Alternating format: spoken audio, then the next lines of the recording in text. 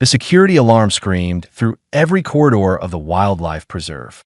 Director Haven ran faster than his old legs had moved in years, his scaled hands fumbling with his communication device. Behind him, 3 security officers struggled to keep pace while checking their weapons. Nightshade was gone. The most dangerous creature in the entire facility had simply vanished from her reinforced habitat sometime during the night shift. Haven felt his stomach twist as he reached the empty enclosure and stared through the transparent barrier. The massive space looked untouched. No damage to the walls. No signs of struggle. The locks showed no tampering. It was as if the creature had simply decided to leave, and the facility had politely opened the door for her. How is this possible? Haven whispered, pressing his forehead against the cool barrier. His reflection stared back at him, fear clear in his large yellow eyes. Security Chief Dren clicked his mandibles together nervously. The insect-like alien adjusted his weapon and studied the control panel beside the habitat door. The locks disengage from the inside. The system shows a manual override command, but that requires an access code that only 3 people have. I didn't release her, Haven said quickly. Did you? No, Director. Then who? Haven pulled up the access logs on his device. Only 3 codes could override the habitat locks. His own, Dren's, and the head veterinarian, Dr. Yaris. None of them had been used. Yet somehow the door had opened. Dr. Yara arrived moments later, her breathing heavy from running. The tall, thin alien had 4 arms and used all of them to pull up data on her own device. I was monitoring her vitals remotely last night. Around midnight, her stress levels spiked dramatically. Heart rate increased. Body temperature rose. All signs of severe agitation. Why didn't you alert anyone? Dren demanded. Because 30 minutes later, everything normalized. Better than normal, actually. She appeared to have calmed completely. I assumed it was a passing episode. Yara's voice cracked slightly. I should have come to check on her. Haven shook his head. We have bigger problems. There are over 200 visiting students on this station. Alien dignitaries sent their children here to learn about conservation. If Nightshade reaches the residential sections, he didn't need to finish the sentence. Everyone knew what a Vorith stalker could do. The species was legendary for its hunting ability. 6 legs gave it incredible speed. Retractable quills contained a paralytic venom.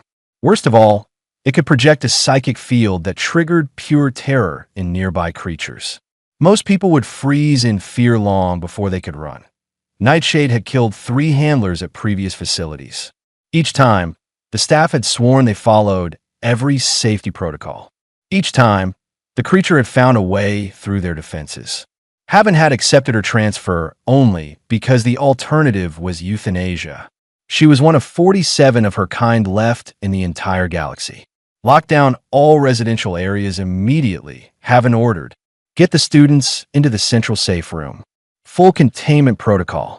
I want every available person searching the facility.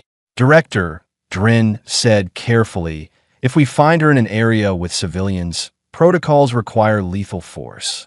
Haven closed his eyes. 47 left. Do what you must to protect lives. But if there's any way to take her alive, understood.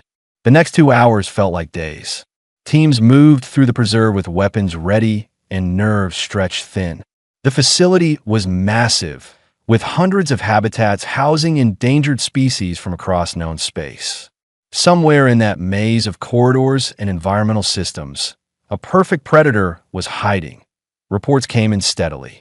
Habitat 7 checked and clear. Environmental section 3 checked and clear.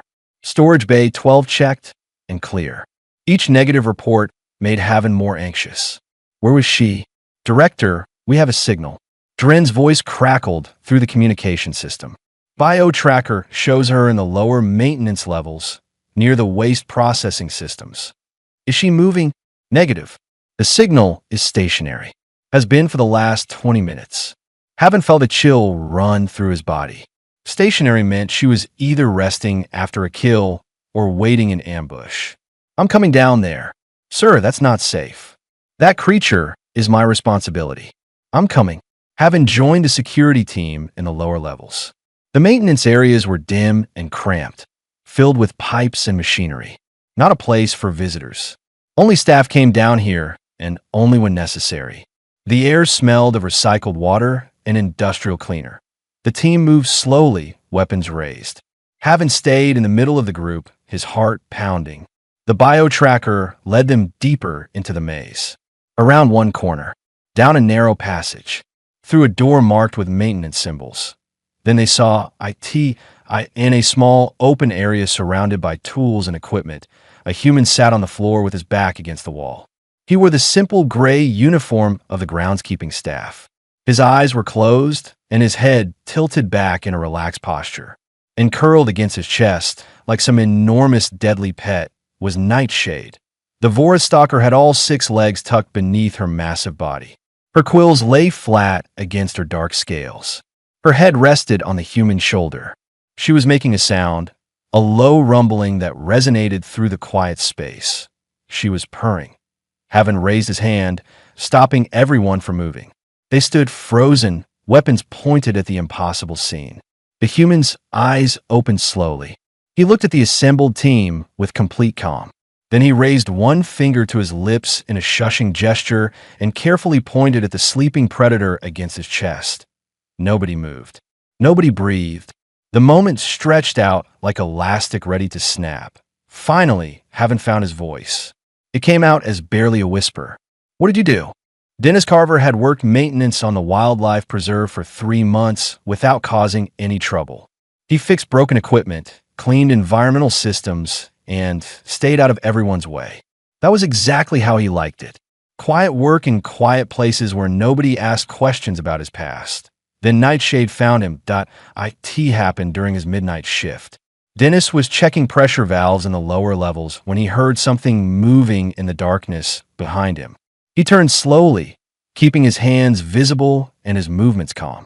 Years of experience had taught him that sudden movements around predators were usually fatal. The Voristalker emerged from the shadows like liquid night. She was even bigger than the photograph suggested, easily the size of an earth tiger, but longer and lower to the ground. Her 6 legs moved with perfect silence. The quills along her spine stood partially erect, catching the dim light. Dennis stayed very still. He watched her approach, reading her body language. The raised quills meant alertness, not aggression. Her ears were forward, indicating curiosity rather than hunting behavior. Her tail moved in slow sweeps, a sign of uncertainty. She was scared. The realization hit him immediately. This apex predator, this creature capable of killing him in seconds, was frightened and confused. Something had driven her from her habitat. Something had stressed her so badly that she'd found a way to escape. "Hey there," Dennis said softly. He didn't move toward her. He simply stood his ground and kept his voice low and calm. "Rough night." Nightshade stopped about 3 meters away. Her head tilted slightly, studying him. Dennis felt a strange pressure in his skull, like the beginning of a headache. He recognized it from the safety briefings. This was her psychic intimidation field, the thing that made most creatures flee in terror. Dennis took a slow breath and pushed the feeling aside. Fear was natural. Panic was a choice. He'd learned that lesson on Dust Ridge when dealing with the native predators that stalked the colony's edges. The ones who panicked died quickly. The ones who stayed calm usually survived. "I'm just a maintenance guy," Dennis continued, keeping his tone conversational. "Not here to hurt you. Not here to chase you back to your cage either, if that's what you're worried about." He slowly lowered himself to sit on the floor, making himself smaller and less threatening. "Want to tell me what's wrong?" Nightshade took a cautious step forward, then another. She approached him like a cat investigating something new, alert and ready to bolt at any moment. Dennis remained perfectly still, letting her set the pace. She circled him twice, her nose nearly touching his shoulder as she investigated his scent. Dennis kept breathing slowly, keeping his hands relaxed on his knees. When she completed her second circle, she sat down in front of him, just out of reach. They stayed that way for several minutes. Dennis talked quietly about nothing important. The weather patterns he'd noticed in the environmental systems. The strange sounds of recycling pumps made. The lousy coffee in the staff break room. His voice was a constant, soothing drone of meaningless human words. Gradually, Nightshade's quills lowered. Her posture relaxed. The pressure in Dennis's skull faded completely. "You're lonely," Dennis said quietly. "That's it, isn't it? Stuck in that habitat all by yourself. No one to talk to. No one who understands." He reached slowly into his pocket and pulled out a ration bar from his lunch pack. He broke off a piece and set it on the floor between them. "Not sure if you eat this stuff, but you're welcome to try." Nightshade sniffed the food carefully, then delicately picked it up with her front teeth. She chewed slowly, watching him the entire time. Dennis smiled. "Not bad, right? Tastes like cardboard, but it's food."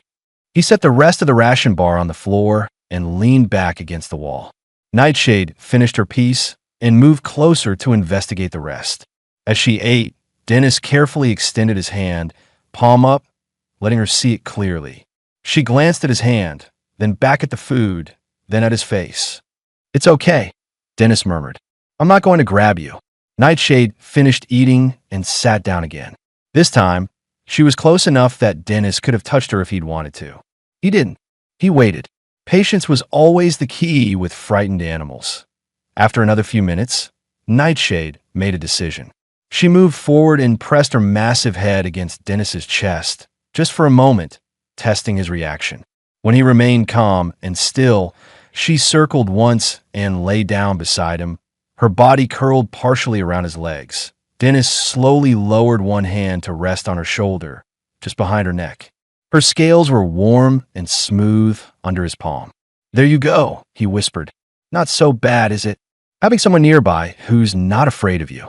Nightshade made a sound he'd never heard in any of the orientation videos. A low, rumbling purr that vibrated through her entire body. She shifted position and laid her head on his lap, looking up at him with eyes that no longer held any trace of fear or aggression. Dennis sat with her for hours, occasionally scratching behind the ridges where her ears attached to her skull. She seemed to like that. Eventually, exhaustion caught up with both of them. Dennis's eyes grew heavy. Nightshade was already half asleep, her breathing deep and regular. He knew he should call someone. Report the situation. Get help. But the creature beside him was calm for the first time in who knew how long. She trusted him. If he called security now, they'd come with weapons and tranquilizers. They'd scare her, probably hurt her. Just a little longer, Dennis mumbled to himself. Let her rest a bit. That was when the security team found them. Dennis opened his eyes to see at least 6 weapons pointed at him and Nightshade. Director Haven stood in the middle of the group, his scaled face pale with shock. Behind him, other staff members stared like they were witnessing something impossible. Dennis raised his finger to his lips, gesturing for quiet. Nightshade stirred against him, but didn't wake fully. Her purring continued, a steady rumble of contentment. What did you do? Haven whispered. Dennis looked down at the deadly predator, using him as a pillow. He shrugged slightly. I listened. The board meeting lasted 3 hours. Dennis sat in an uncomfortable chair while 12 different alien species argued about what to do with him. Some wanted him fired immediately. Others wanted to study him like a laboratory specimen. A few seemed to think he'd somehow drugged or manipulated Nightshade. Director Haven defended him, though Dennis could see the confusion in the old alien's eyes. Nobody understood what had happened in that maintenance corridor. Least of all Dennis himself. The human has no special training, one board member insisted, reviewing Dennis's file on a display screen. His resume shows basic groundskeeping experience, some work on a frontier colony. Nothing that would explain an ability to calm a Vorith stalker. Perhaps that's exactly why it worked, Dr. Yar suggested. She'd been studying Dennis since the incident, running scans and taking measurements. He didn't approach Nightshade with preconceptions about what she should be. He simply responded to what he observed. That's absurd. Vorith stalkers have killed trained xenofauna experts. They're apex predators with no capacity for bonding. Dennis cleared his throat. Everyone turned to look at him. He shifted uncomfortably under their combined stare. With respect, maybe that's the problem. Everyone treats her like a monster. She's not. She's just an animal that's been kept alone in a box for years. She's dangerous, another board member said flatly. So are lots of animals. doesn't mean they're evil. Dennis thought about the creatures he'd dealt with on Dust Ridge. The massive tunnel bears that crushed mining equipment. The sky razors that dove at colonists from above. Every one of them was dangerous. Every one of them was just trying to survive. Nightshade was scared and lonely. She wanted company. That's not complicated. You make it sound simple. It is simple. People just overthink it. Dennis realized he was talking too much and forced himself to stop. He'd always been better with animals than people. People asked too many questions. Haven't intervened before the board could continue their interrogation. Whatever the explanation, we have an immediate problem. Nightshade has become severely distressed since we returned her to the habitat. She's refusing food and showing signs of acute separation anxiety. Dr. Yara believes the stress could be life-threatening if it continues. Yara nodded, pulling up vital signs on her display. Her cortisol levels are extremely elevated. Heart rate is irregular. She paces constantly and vocalizes in distress patterns. In my professional opinion, forcibly separating her from Dennis may have caused significant psychological harm. So what do you propose? That we let a maintenance worker live with a deadly predator? I propose we allow controlled contact while we study this phenomenon. Dennis has demonstrated an ability that could have profound implications for conservation efforts across the galaxy. Dennis wanted to protest. He didn't want to be studied. He didn't want implications. He just wanted to go back to fixing pipes and being left alone. But when Yara showed him the footage of Nightshade throwing herself against the habitat walls, crying out in distress, he couldn't say no. They established protocols. Dennis would spend 2 hours each day inside Nightshade's habitat while researchers monitored from behind protective barriers. Security teams would be stationed nearby with tranquilizer equipment. Every interaction would be recorded and analyzed. The first official session felt nothing like their meeting in the maintenance corridor. Nightshade was agitated when Dennis entered the habitat. She rushed toward him immediately, nearly knocking him over in her eagerness. Her quills were partially raised, and her movements were jerky with stress. "Easy, girl," Dennis said softly, bracing himself against her weight. "I'm here. It's okay." Nightshade pressed against him, making anxious chirping sounds. Her whole body trembled. Dennis slowly lowered himself to sit on the habitat floor, and she immediately curled around him, her head pushed firmly against his chest. "They scared you, didn't they?" Dennis murmured, scratching behind her ears. "All those weapons and shouting. I'm sorry about that. They're just afraid because they don't understand you." From behind the barrier, Yara's voice came through a speaker. "Dennis, can you describe what you're observing in her behavior?" Dennis studied Nightshade carefully. She's stressed. You can see it in how she's holding her body. Muscles are all tense. Her breathing is too fast. She keeps checking the entrance like she thinks I'm going to leave again. He continued stroking her scales in slow, steady movements. But she's starting to calm down. See how her quills are lowering? That means she's feeling safer. How do you know these things? Same way you'd know if a person was scared or relaxed. Body language. It's not that different across species if you pay attention. Dennis had learned this the hard way. On Dust Ridge, reading animal behavior wasn't optional. It was survival. Most creatures signal their emotions pretty clearly. Humans just don't bother to learn the language. Over the following weeks, the sessions became routine. Dennis would enter the habitat and Nightshade would greet him with obvious joy. They'd spend time together while Yara took notes and ran tests. Sometimes they just sat quietly. Other times Dennis would walk around the habitat and Nightshade would follow him like an enormous, deadly shadow. The research team documented everything. They measured Nightshade's hormone levels before and after Dennis's visits. They analyzed his vocal patterns and movements. They mapped the ways he positioned his body around her. What they found surprised everyone except Dennis. He never made direct eye contact unless Nightshade initiated it. He kept his movements slow and predictable.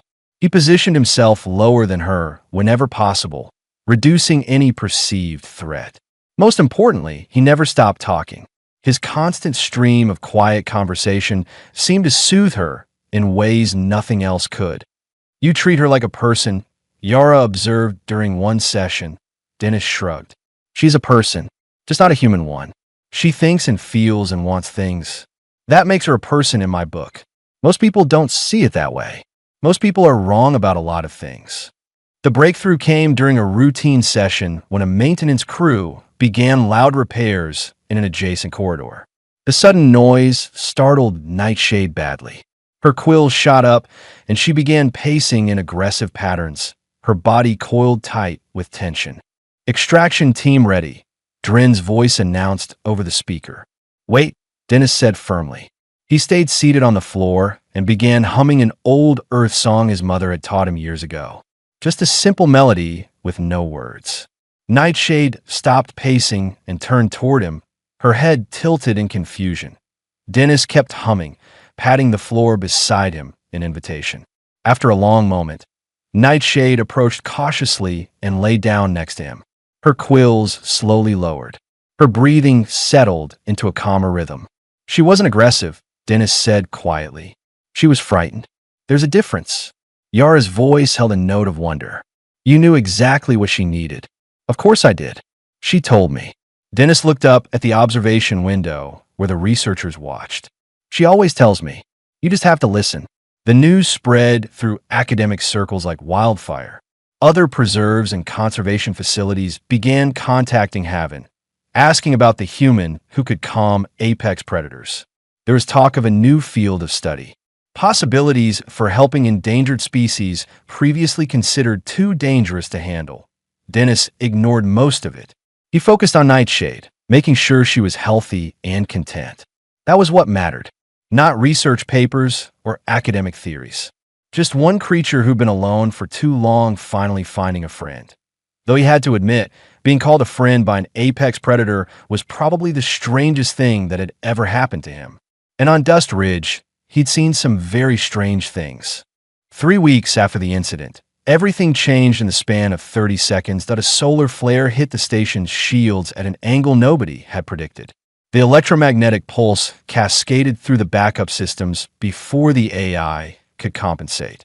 Throughout the preserve, containment protocols failed. Habitat doors unlocked. Environmental barriers deactivated. Emergency lighting flickered on as alarms screamed warnings through every corridor. Dennis was in Nightshade's habitat when it happened. The door slid open with a grinding sound and stayed open. Through the opening, he heard other doors opening throughout the facility.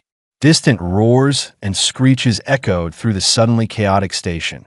Nightshade leaped to her feet, quills fully extended. Her head swung toward the open door, nostrils flaring as she caught scents from beyond her usual territory. Every muscle in her body tense for action.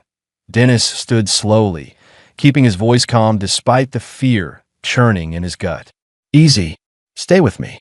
She looked at him, then at the door, clearly torn between investigating the chaos and staying near him. "I know," Dennis said softly. "Everything's wrong. Lots of scared animals out there. But I need you to trust me, okay?" He moved toward the door carefully. Nightshade followed, pressing close to his side. The corridor beyond was already mayhem. Staff members ran past, shouting instructions into communication devices. Security teams rushed toward different sections with weapons drawn. Somewhere nearby, something large roared in confusion and rage. Dennis pulled out his own communication device and connected to the emergency channel. Haven's voice came through, tight with stress. "All personnel evacuate to safe zones. I repeat, multiple containments have failed. We have at least 6 apex predators loose in the facility. Director, this is Dennis. I'm in Nightshade's section. Her door opened, but she's with me. She's calm. Get to a safe zone immediately." "That's an order." Dennis looked down at Nightshade, then at the chaos unfolding around them. He thought about the visiting students locked somewhere in the residential sections. He thought about the staff members who'd never dealt with loose predators. He thought about what would happen if security teams cornered frightened animals with weapons drawn. "Director, I have a better idea. Let me help." "Absolutely not. You're a maintenance worker, not a security officer. I'm the only person on this station who these predators might actually listen to." Dennis started walking toward the sounds of distress, Nightshade keeping pace beside him.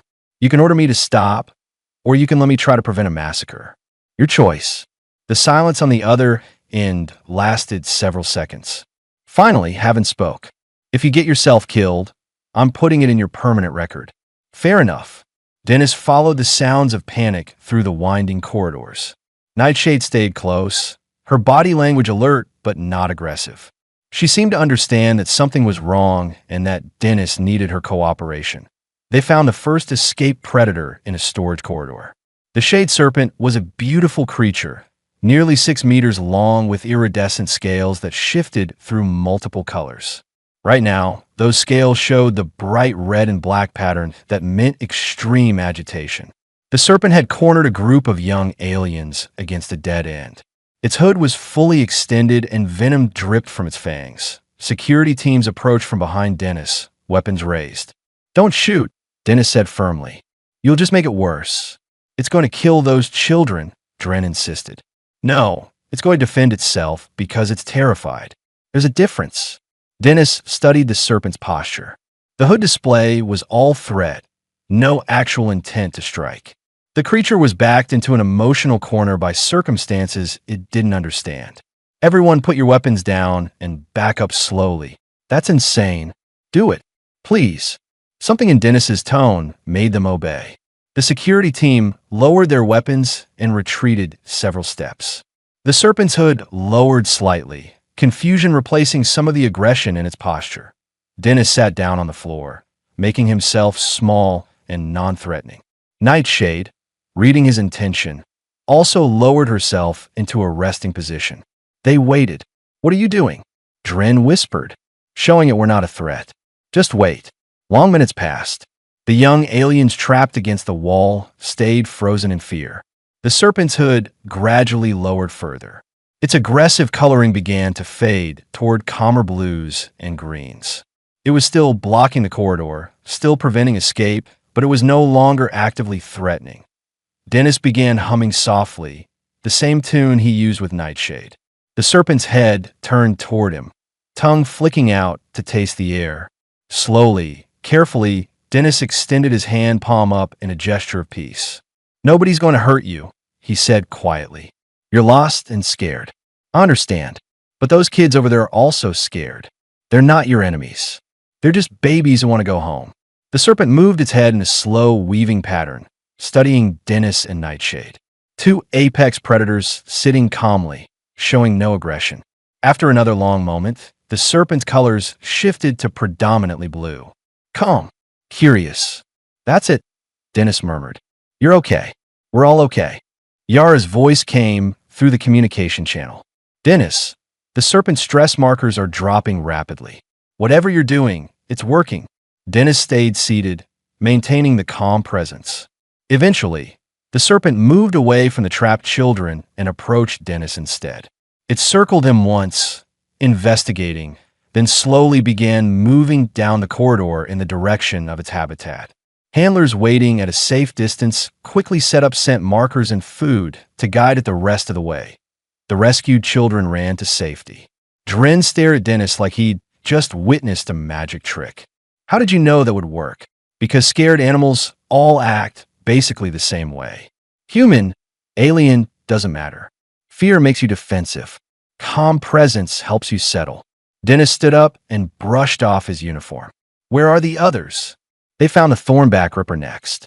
The massive armored creature had claimed the central plaza as territory and was defending it with aggressive displays against anyone who approached. It had injured 2 security officers before Dennis arrived. This one took longer. The Ripper was established in its claimed space and viewed any approach as an invasion. Dennis couldn't use the same tactic as before. Instead, he sat down at the very edge of the Ripper's territory and simply waited, showing submission to the creature's dominance over that space. Hours passed. Security teams wanted to use tranquilizers. Haven wanted to authorize stronger measures. Dennis refused to move. He sat peacefully at the border, occasionally talking to Nightshade, but never challenging the Ripper's claim. Eventually, as the chaos in the station settled and things became quieter, the Ripper's aggression faded. It wasn't being threatened anymore. Its territory was secure. Handlers were able to bring familiar items from its habitat and gradually coax it back without confrontation. The last challenge was the Crimson Maws, a pack of 3 intelligent hunters who'd established themselves in the environmental systems. These creatures were coordinated and clever. Dennis couldn't approach them as individuals. "You need to take the lead on this one," Dennis told Nightshade softly. "Show them you're the apex here. But no fighting, understand? Just dominance display." Nightshade seemed to understand. She approached the Crimson Maws with Dennis walking beside her, his hand resting lightly on her shoulder. The Maws recognized a superior predator when they saw one. There was a tense standoff, lots of posturing and low growls, but no actual violence. Eventually, the Maws backed down and allowed handlers to guide them away. When the crisis finally ended, Dennis sat in an empty corridor with Nightshade's head on his lap. His whole body shook with exhaustion and delayed fear. He'd been running on adrenaline for hours, haven't found him there. The director looked ancient and worn out. "You saved dozens of lives today, maybe hundreds." Dennis just nodded, too tired to respond properly. "The board is going to want answers. Explanations. Protocols. Later," Dennis mumbled. "Right now, I just want to sit here with my friend." Haven looked at Nightshade, peacefully resting against the human who'd somehow changed everything they thought they knew about apex predators. "She really is your friend, isn't she?" "Yeah," Dennis said softly. "She really is." The galactic news networks picked up the story within days. Video footage of Dennis walking through the chaos with Nightshade at his side spread across hundreds of worlds. Suddenly, the quiet maintenance worker who just wanted to be left alone was famous across half the galaxy. Dennis hated every second of it. Reporters tried to schedule interviews. Conservation organizations sent messages requesting his expertise. Academic institutions offered research positions. The preserve's communication system was overwhelmed with inquiries. Dennis ignored all of it and focused on his work, though his work had fundamentally changed. Haven called him to the administrative office 1 week after the containment failure. The director looked tired but determined. "The Galactic Conservation Council wants to meet with you. They're proposing something unprecedented." "I'm not interested in being famous," Dennis said immediately. "This isn't about fame. It's about saving lives." Haven pulled up a display showing facilities across known space. Each one was marked with red indicators. These are conservation stations with apex predators considered unmanageable. Creatures declining in captivity because nobody can handle them properly. Some facilities are discussing euthanasia as the only option. Dennis studied the display. Dozens of red markers. Dozens of creatures like Nightshade, alone and misunderstood. The council wants to establish a new program, training specialists in apex predator psychology, better habitat designs, updated protocols based on actual animal behavior rather than fear. Haven't met Dennis's eyes. "They want you to lead it." "I'm not a leader. I'm a maintenance worker who happens to be good with animals. You're the human who prevented a massacre by understanding what frightened creatures needed. That's exactly the kind of thinking we need." Haven't pulled up more files. Personnel reports. Facility assessments. Crisis logs. Every year, we lose endangered apex predators to stress, aggression, and containment failures. Staff members are injured or killed. The current system isn't working. You could change that. Dennis thought about Nightshade, about how close she'd come to being euthanized simply because nobody understood her. He thought about all those red markers on the display, each one representing a creature that deserved better. "I'd have to travel," Dennis said slowly. "Visit different facilities. Train their staff. Yes, with full support and resources. You could bring Nightshade as a demonstration partner. Show people what proper care looks like. What about my past? Someone's going to dig into my background eventually. Ask questions about Dust Ridge." Haven's expression softened. "I already know about Dust Ridge. I know what happened there. I know why you left." Dennis stiffened. He'd never told anyone the full story. The colony. The tunnel bear that had wandered too close to the settlement. The officials who ordered it killed despite Dennis's protest that it was just confused and could be guided away safely. His refusal to participate. The blacklist that followed. "That incident showed you have principles," Haven continued. You stood up for a creature everyone else saw as a monster. That's exactly why you're the right person for this job. I failed. The bear died anyway. But you tried. That matters. Haven't closed the display. You don't have to decide right now. Take time to think about it. Talk it over with Nightshade, if that helps. Dennis did exactly that. He sat in Nightshade's habitat that evening, his back against the warm wall while she dozed beside him.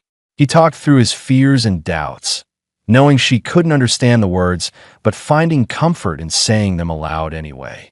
They want me to be important, he told her quietly. To travel around and fix things. Save creatures like you. But what if I fail again? What if I can't help them all? Nightshade stirred and pressed her head against his chest, making a soft chirping sound. I know.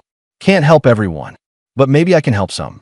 Dennis scratched behind her ears, feeling the tension in his own shoulders ease slightly. You were alone for so long. If I can prevent that for others, maybe I should try. Over the next few days, Dennis watched Nightshade carefully. She was healthier now than when he'd first met her. Her scales had a better sheen. She moved with confident grace instead of agitated pacing. She played with her enrichment toys and showed curiosity about her environment. The difference was remarkable. That difference was entirely because someone had finally treated her like a living being instead of a dangerous object to be contained. Dennis made his decision. I'll do it, he told Haven. But I have conditions. I won't be a celebrity. No interviews with press unless absolutely necessary. I'll work behind the scenes, training staff and establishing protocols. And Nightshade comes with me everywhere.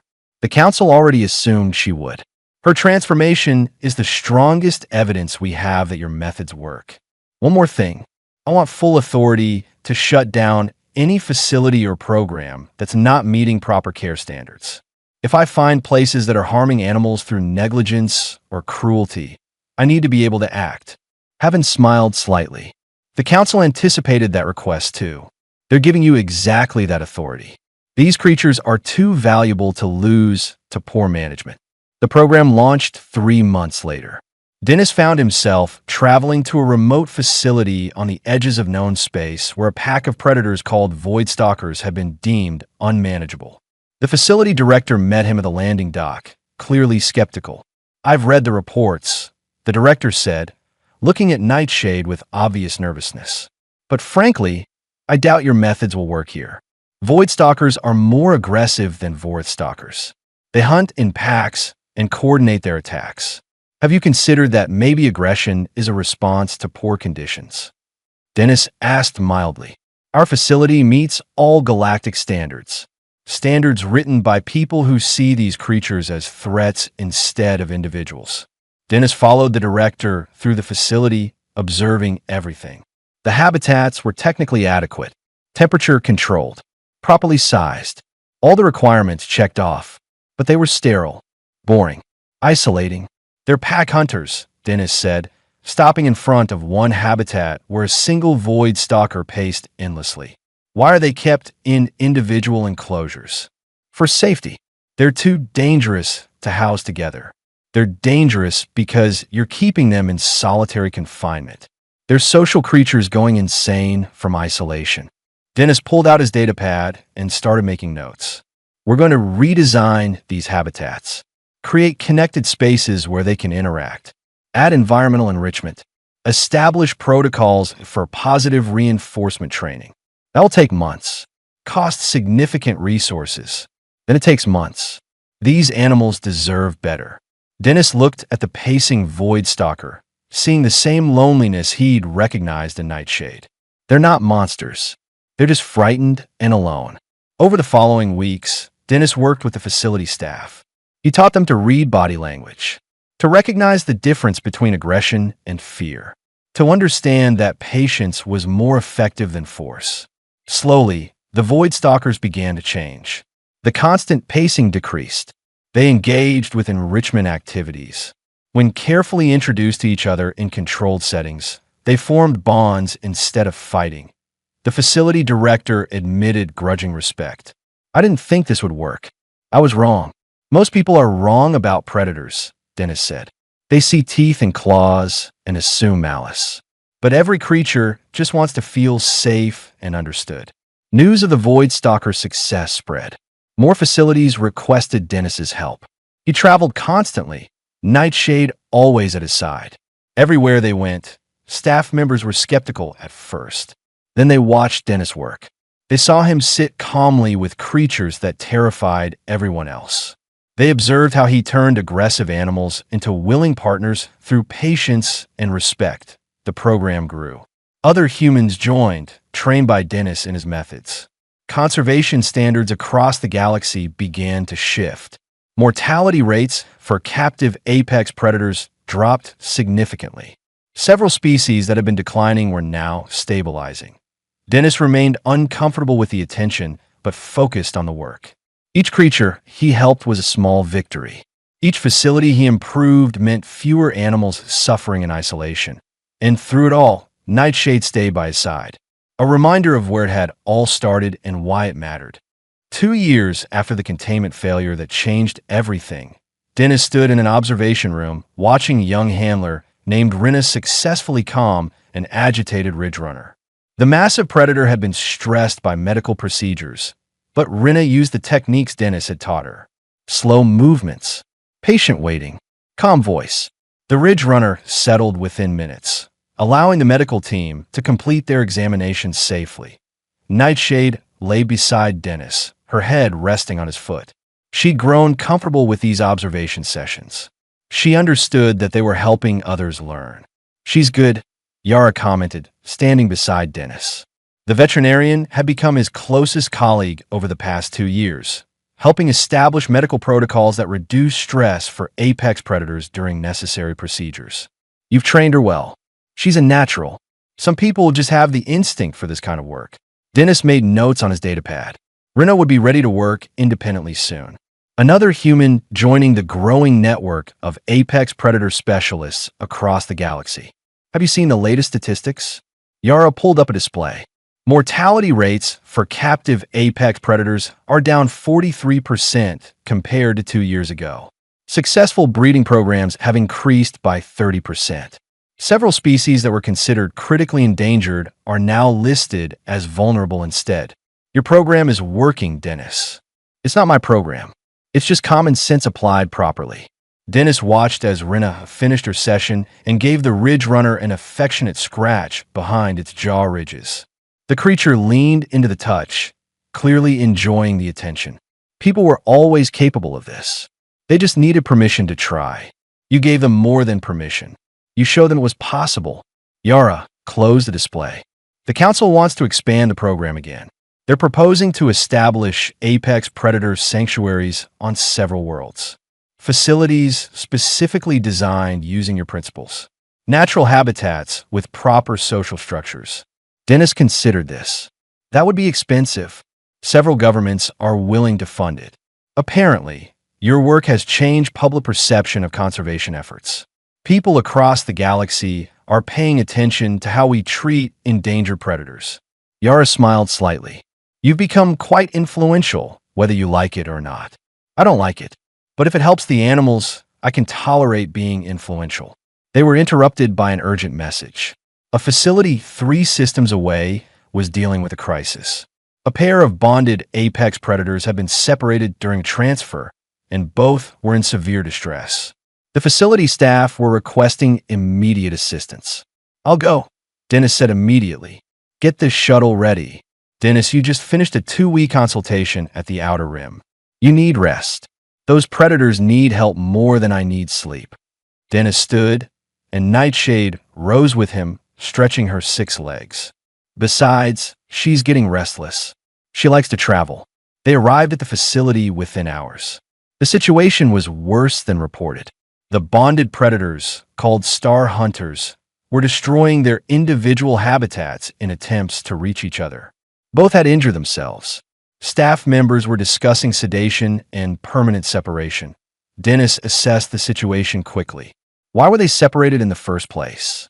"Protocol requires individual quarantine after transport," the facility manager explained.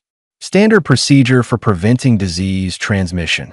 Standard procedure that doesn't account for bonded pairs who've never been apart." Dennis studied the star hunters through observation windows. Both creatures were magnificent, with bioluminescent markings that pulsed in distress patterns. They're going to hurt themselves seriously if we don't reunite them soon. The quarantine period isn't complete. We could be risking contamination. You're definitely risking 2 lives if you keep them apart. Dennis pulled up the medical scans. Both animals were healthy. No signs of disease or parasites. The only problem was psychological trauma from forced separation. Override the quarantine. Put them together in a secure observation habitat. We can monitor them there just as effectively. The manager hesitated. That's against standard protocols. Your protocols are killing them. My authority from the Galactic Conservation Council overrides local protocols when animal welfare is at stake. Dennis met the manager's eyes steadily. Trust me on this. Please. The reunion was carefully managed. Dennis supervised as the star hunters were moved into a shared habitat with reinforced barriers and multiple monitoring systems. The moment the transport cages opened, both creatures rushed to each other. They touched foreheads, entwined their tails, and made sounds of obvious relief. Within hours, their stress markers had normalized. Their injuries stopped worsening. They settled into a corner of the habitat together, refusing to separate even for feeding. I've never seen bonded behavior that's strong in apex predators, the facility veterinarian admitted, watching the pair sleep peacefully. We thought they were just compatible hunting partners. They're more than that. They're family. Dennis made detailed notes for the facility's records. Protocols need to account for emotional bonds, not just physical health. These creatures have complex social needs. Ignoring those needs causes harm. The veterinarian nodded slowly. Will you help us revise our protocols? That's why I'm here. Dennis spent 3 days at the facility working with staff to establish new procedures that accounted for social bonds, psychological needs, and individual personalities of apex predators. It was intensive work, but by the end, the staff showed genuine understanding of the principles behind the changes that on the final evening, Dennis sat with Nightshade in a quiet observation room, watching the star hunters rest peacefully together. Yara called with updates on other facilities, progress reports on trained specialists, and requests for future consultations. You're making a real difference, Yara said. The entire galaxy is changing how it thinks about apex predators. Because of you. Because of Nightshade, Dennis corrected, scratching behind her ears. She took a chance on a scared maintenance worker hiding in the dark. That's where it all started. After ending the call, Dennis stayed in the quiet room with his friend. They'd traveled so far together, seen so many places, helped so many creatures. He thought about the tunnel bear on Dust Ridge, the incident that had driven him away from his old life. That bear hadn't gotten a second chance. But Nightshade had. The Void Stalkers had. The Star Hunters had. Maybe that was enough. Maybe you couldn't save everyone, but saving the ones you could was still worth the effort. What do you think? Dennis asked Nightshade quietly. Ready for the next one? Nightshade lifted her head and chirped softly, her eyes bright and alert. She was always ready, always willing to help. That was who she was. Not a monster, not a killing machine, just a living being who understood, in her own way, that they were doing something important. Dennis smiled and stood up. All right then, let's go see who needs us next. They walked through the quiet facility together, an apex predator and a human who'd learned to speak her language. Staff members they passed no longer looked at them with fear. They saw a partnership that had changed conservation across the galaxy. They saw proof that the most dangerous creatures in known space could become gentle friends with patience, respect, and understanding. The galaxy was vast. There were countless facilities still operating on old protocols. Thousands of apex predators still suffering from isolation and misunderstanding. The work would never truly be finished, but every creature they helped mattered. Every handler they trained would help dozens more. Every protocol they improved would prevent future suffering. Dennis had never wanted to be special. He just wanted to work quietly with animals and be left alone. But Nightshade had found him in that maintenance corridor 2 years ago and changed everything. She'd chosen to trust him when she had every reason to see him as a threat. That trust was a gift Dennis had learned to pass forward. As they boarded their shuttle for the next destination, Dennis looked at Nightshade and remembered something his mother had told him long ago on Dust Ridge. The bravest thing you can do is sit down beside something dangerous and wait for it to trust you. His mother had been talking about the frontier wildlife that surrounded their colony. But the principle applied to so much more. To every creature in the galaxy that others had labeled as monsters. To every being that just needed someone patient enough to listen. Nightshade settled in her spot on the shuttle, her body relaxed and content. Dennis sat beside her and pulled up the next facility's files. Another challenge. Another opportunity to help. Here we go again, he said softly. Nightshade's purr rumbled through the quiet shuttle. Agreement. Contentment. Readiness that they'd faced dangerous situations before. They'd solve whatever problems came next. Together. As they always had since that night in the maintenance corridor when an apex predator had tracked down the one human brave enough to see her as something more than a monster. Sometimes the most dangerous creatures in the galaxy just needed someone willing to sit quietly beside them. And sometimes humans, with their strange ability to see past teeth and claws to the living being beneath, were exactly the right species for that impossible job. The shuttle lifted off, carrying them toward the next facility. The next challenge. The next creature that needed understanding instead of fear. And as they traveled through the stars, Dennis couldn't help but feel grateful that Nightshade had found him that night. She'd given him purpose, direction, a reason to believe that his strange talent for understanding dangerous animals actually mattered.